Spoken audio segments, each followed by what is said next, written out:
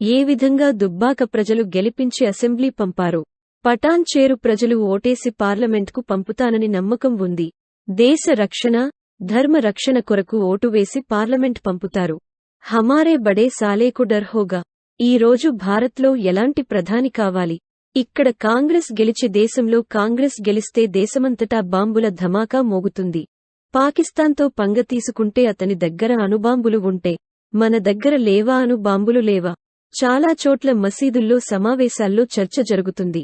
Congress vote వేయాలని ముస్లింలతో ఒక్కటే అడుగుతున్నాయం తక్కువ చేశాం. కాంగ్రెస్ వస్తే మళ్లీ అయోధ్యలో మళ్లీ బాబర్ పేరుతో తాళం వేస్తారు. హిందువుల సంఖ్య 8% తగ్గింది. ముస్లింల సంఖ్య 43%కు పెరిగింది. భవిష్యత్లో బంగ్లాదేశ్ పరిపోవలసిన పరిస్థితి వస్తుంది. రోహింగ్యాలు దాగి ఉన్నారు. ఎవరు ఏది చేసిన మూడోసారి మోడీని ప్రధానమంత్రి కావడాన్ని ఎవరు ఆపలేరు. దేశంలో కొంతమంది నపుంసక నేతలు మోడీని తిడుతున్నారు. నాడు గుజరాత్ సింహం అన్నవారు నేడు మోడీని తిడుతున్నారు. మహారాష్ట్రలో బాలసాహెబ్కు మద్దతు ఇస్తున్నవారు వారంతా హిజ్రాలు. మెట్రోను సంగారెడ్డి వరకు పొడిగింపు కొరకు పటాన్ చేరు రఘునందన్ రావు కేసీఆర్కు ప్రజలు బండకేసి కొట్టిన సిగ్గు రాలేదు. ఇద్దరు ముఖ్యమంత్రులు అంటున్నారు. మకు బీజేపీ పోటీ అంటూ హిందువులను కించపరిచినారు కేసీఆర్, కేటీఆర్. రాముని పేరు చెబితే కడుపు నిందుతదా అంటున్నావ్ కేటీఆర్. అల్లాహ్ అక్బర్ అనాలా? యేసు ప్రభువు అనాలా? ఆకల్నైనా భరిస్తం, అవమానాన్ని భరించము. కేటీఆర్ నువ్వు హిందువువా కాదా? నందమూరి తారక రామారావు నువ్వు నీ పేరు తీసేయ్. కేసీఆర్ వచ్చే 2 మాటలు అంటే రఘునందన్ భయపడుతడా? మనందరి భవిష్యత్ బాగుండాలి అంటే మోడీకి ఓటేయాలి.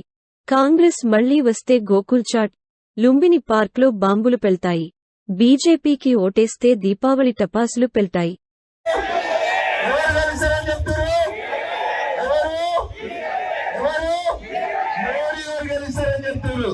ఎవరు గెలుస్తారు?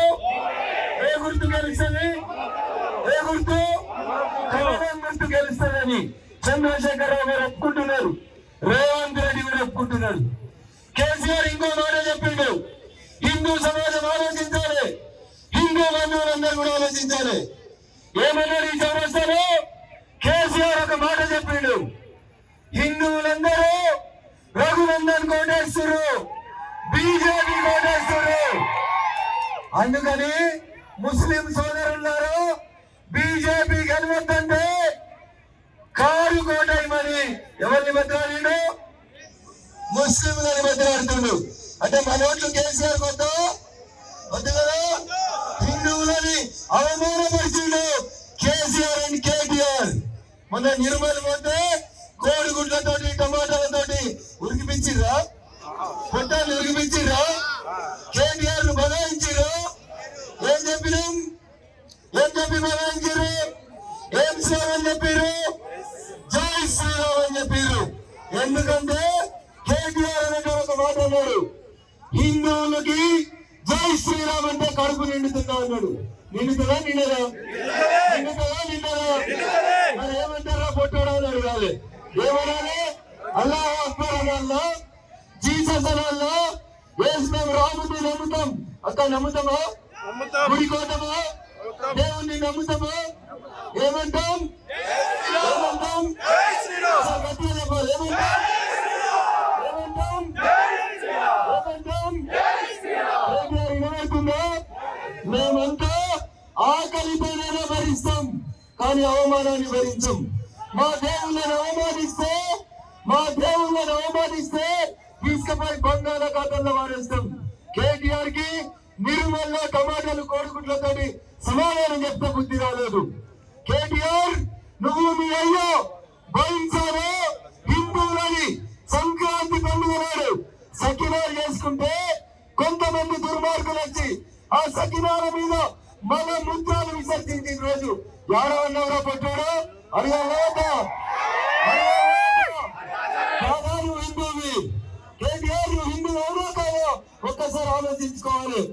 ఎందుకు పెట్టుకున్నారో మరి పేర్లు? కేటీఆర్ కల్వకుంట్ల తారక రామారావు అని పెట్టుకున్నాడు. ఎందుకు నీ పేరులో రాముడు?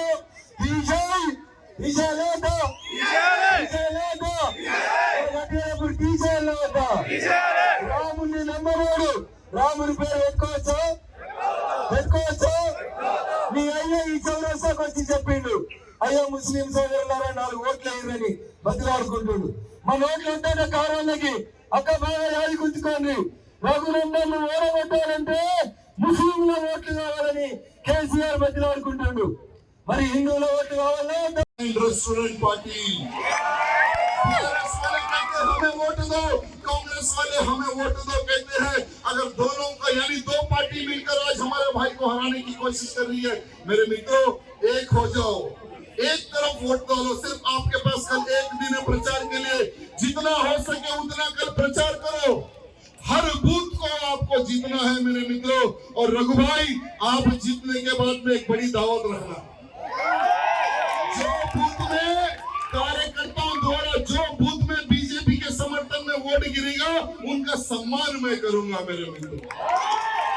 अरे आज देश के प्रधानमंत्री हैं हमारे, और देश के प्रधानमंत्री को कुछ नपुंसक नेताएं गाली दे रहे हैं।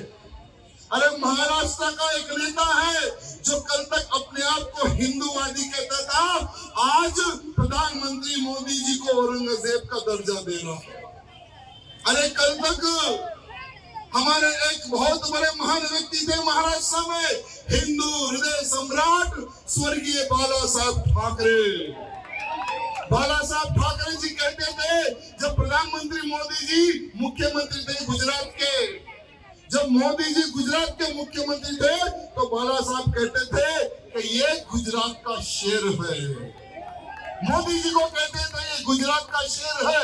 और आज वही बाला साहब ठाकरे जी के टुकड़ों में पलने वाले कुछ लोग कहते हैं कि औरंगजेब का दर्जा मोदी जी को दे रहे हैं और खबर खोदने की बात कर रहे हैं। अरे तुम लोग चंद वोट के खातिर, चंद पैसों के खातिर, अरे यही बाला साहब ठाकरे जी कहते थे कि मैं जीते जी मेरी शिवसेना को कांग्रेस में विलय नहीं करूंगा, कांग्रेस से मैं नहीं मिलाऊंगा, मेरे जीते जी। और बाला साहब ठाकरे जी के शब्द हैं मेरे मित्रों। आज ये है तो हम हैं। मैं आपको बताना चाहूंगा, मोदी जी का कार्यक्रम हुआ मेरी विधानसभा में, भाई बोले कि आपको आना है। मैंने तुरंत वहां से गाड़ी पकड़ के मैं यहाँ तक आया, तो सोचो भाई को और मेरे को कितना प्रेम है। దండం పెట్టి రిక్వెస్ట్ చేస్తున్నా, ఒక్కసారి ఎన్నాకి పార్లమెంట్ పంపిండి, ఒక్కసారి. అరే ఎక్కడ వరకు ఆగింది మెట్రో ఎక్కడ వరకు ఆగింది? అరే అన్నాకి గెలిపిస్తే ఢిల్లీలో కూర్చొని సెంట్రల్ అధికారులతో మాట్లాడి సంగారెడ్డి వరకు తీసుకొని వెళ్తాం మన అన్న. మెట్రో గాని ఎట్లాంటి కూడా సమస్యలు మెదక్ పార్లమెంట్ లో ఉంటే ఆ సమస్యల్ని పూర్తిగా నిలబడి కంప్లీట్ చేపిస్తారు మన అన్నగారు. ఎందుకంటే డబుల్ ఫండ్ వస్తుంది అన్నగారికి, ఆ టాలెంట్ అన్నగారికి. అదే ఒక చిన్న ఎమ్మెల్యే ఉండి అన్న శంకర్ నుంచి కోట్ల రూపాయలు తెచ్చిండు. ఒకవేళ మీ అందరి ఆశీర్వాదం వల్ల ఆయన ఢిల్లీకి వెళ్తే మెట్రో గాని రోడ్లు గాని ఏదైనా మనం సాధించవచ్చు తమ్ముళ్ళారా. అందుకోసం దండం పెట్టి రిక్వెస్ట్ చేస్తున్నా, ఒక్కసారి మా పెద్దన్నకి మీరు అవకాశం ఇస్తారని ఒక నమ్మకం ఉంది. ధన్యవాదం. జై శ్రీరామ్, జై శ్రీరామ్. అబ్ కీ బార్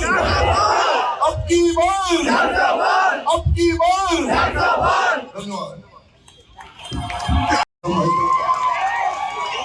अरे काशी के नाम पर तुम लोग वोट मांग लो, अगर तुम्हारे में दम है तो देख लेंगे, लेकिन तुम तो नपुंसक हो,